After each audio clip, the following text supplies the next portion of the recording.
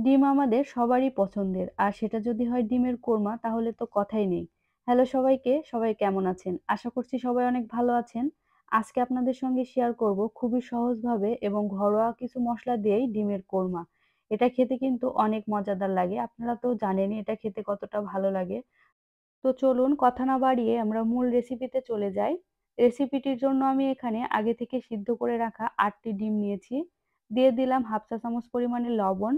লবণ দিয়ে ডিমগুলোকে খুব সুন্দরভাবে মেখে এক সাইডে রেখে দিব। ডিমগুলো এক সাইডে রেখে দিলাম। এখন এখানে নিয়ে নিচ্ছি ৭ থেকে ৮ টি কাজু বাদাম, নিয়ে নিচ্ছি ৭ থেকে ৮ টি কিশমিশ, দিয়ে দিচ্ছি ২ টা কাঁচা মরিচ। এখন এগুলোকে খুব সুন্দরভাবে পেস্ট করে নেব। পেস্ট করে নেওয়া হয়ে গেছে। এগুলোকেও এক সাইডে রেখে মূল রান্নায় চলে যাব। চুলায় একটি প্যান বসিয়ে দিয়ে দিচ্ছি সামান্য পরিমাণে তেল।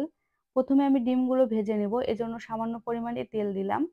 এক এক করে এখন ডিমগুলোকে দিয়ে দিচ্ছি।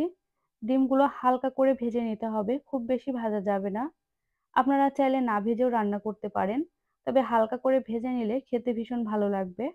আমি এখন ডিমগুলোকে তুলে নিচ্ছি। ডিমগুলো তুলে নিয়ে একই প্যানে আমি আবারও দিয়ে দিচ্ছি সামান্য তেল। খুব বেশি তেল দিব না, আমি কম তেলে এই রান্নাটি করব। তেল গরম হয়ে গেছে, এ পর্যায়ে দিয়ে দিচ্ছি ২ টুকরা দারচিনি, দিয়ে দিলাম ১ টা তেজপাতা, দিয়ে দিলাম ৩ টা এলাচ, দিয়ে দিচ্ছি ৫ থেকে ৭ টি লবঙ্গ, ৫ থেকে ৭ টি গোলমরিচ। এখন এগুলোকে ২০ সেকেন্ডের মতো ভেজে নেব। ২০ সেকেন্ডের মতো ভেজে নেওয়া হয়ে গেলে দিয়ে দিচ্ছি এখানে একটা বড় সাইজের পেঁয়াজ কুচি। পেঁয়াজ কুচিগুলোকে আমি হালকা লাল করে ভেজে নেব। পেঁয়াজগুলো হালকা লাল করে ভেজে নেওয়া হয়ে গেছে। এ পর্যায়ে আমি দিয়ে দিচ্ছি আগে থেকে একটি পেঁয়াজ আমি পেস্ট করে রেখেছিলাম, সেই পেঁয়াজের পেস্ট। পেঁয়াজের পেস্টটা দিয়ে কিছু সময় কষিয়ে নিতে হবে।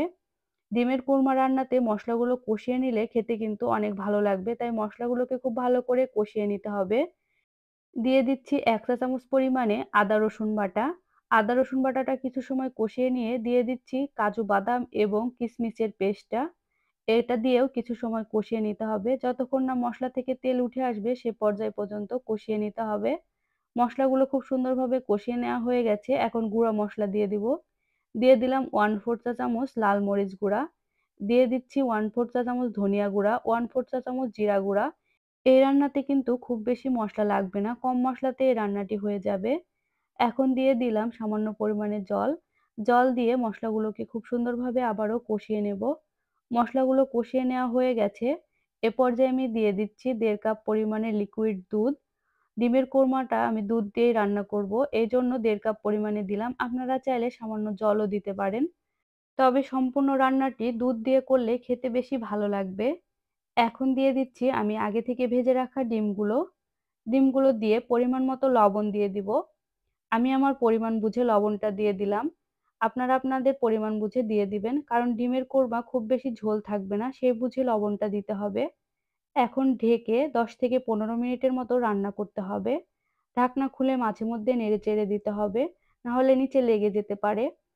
আর এই রান্নাটি হতে খুব বেশি সময় লাগবে না। আমার রান্নাটি প্রায় হয়ে গেছে। এ পর্যায়ে আমি দিয়ে দিচ্ছি ১/২ চা চামচ পরিমাণে চিনি। আপনারা চাইলে চিনি স্কিপ করতে পারেন, তবে চিনিটা দিলে খেতে বেশি ভালো লাগবে। এখন আমি দিয়ে দিচ্ছি ২ টা কাঁচা মরিচ, দিয়ে দিচ্ছি ১ চা চামচ পরিমাণে ঘি। ডিমের কোরমাতে ঘিটা দিলে খেতে কিন্তু ভীষণ ভালো লাগবে, সুন্দর একটি স্মেল আসবে। দিয়ে দিচ্ছি কিছুটা পরিমাণে পেঁয়াজ বেরেস্তা। ডিমের কোরমায় অবশ্যই পেঁয়াজের বেরেস্তা দেওয়ার চেষ্টা করবেন, তাহলে কিন্তু এর টেস্টটা দ্বিগুণ বেড়ে যাবে।